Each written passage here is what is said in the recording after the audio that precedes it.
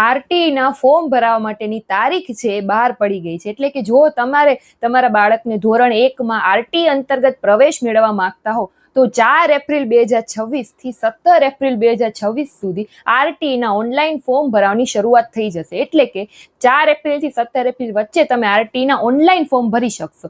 કઈ વેબસાઇટ ઉપર? તો કે તમારે જો વેબસાઇટ જોવી હોય તો હું કમેન્ટમાં એ વેબસાઇટ પિન કરીને રાખું છું. એ વેબસાઇટ એક વખત વિઝિટ કરી લેજો. બરાબર. હવે તમારા બાળકને 1 જૂન 2026 સુધીમાં 6 વર્ષ પૂર્ણ કરેલા હોવા જોઈએ તો તમે આરટીઈ અંતર્ગત ધોરણ 1માં પ્રવેશ છે એ લઈ શકશો. હવે જાહેરાત આવી અને 4 એપ્રિલ એ બંને વચ્ચે આટલો સમય એટલે આપવામાં આવેલો છે કે તમે જરૂરી ડોક્યુમેન્ટ્સ જે ભેગા કરીને રાખો. ડોક્યુમેન્ટ કયા કયા જોશે? તો કે સૌથી પહેલા બાળકના જન્મનો દાખલો જોશે, આખા નામ વાળો. ત્યાર પછી બાળકનું આધાર કાર્ડ જોશે, બાળકનો પાસપોર્ટ સાઇઝનો ફોટો જોશે, માતા પિતાનું આધાર કાર્ડ જોશે, પિતાની આવકનો દાખલો જોશે.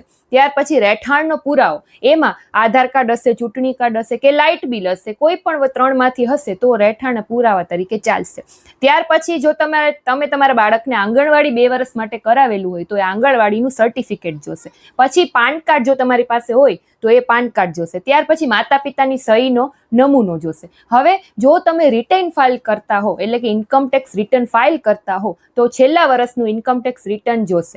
હવે જો તમારી પાસે પાન કાર્ડ પણ નથી અને ઇન્કમટેક્સ રિટર્ન ફાઇલ પણ નથી કરતા તો તમારે એક સેલ્ફ ડિક્લેરેશન ફોર્મ ભરવાનું રહેશે, એ પણ જોશે. બરાબર. તો આટલા ડોક્યુમેન્ટ્સ છે એ તમારે કલેક્ટ કરીને, અને હા હજી એક રહી ગયું, જાતિનો દાખલો. એટલે કે તમે જો SC ST કે OBC માંથી આવો છો તો જાતિનો દાખલો પણ તમારો જોશે. જનરલમાંથી આવો છો તો જાતિનો દાખલો નહીં માંગે. આટલા ડોક્યુમેન્ટ્સ તમારે ઓનલાઈન અપલોડ કરવાના રહેશે.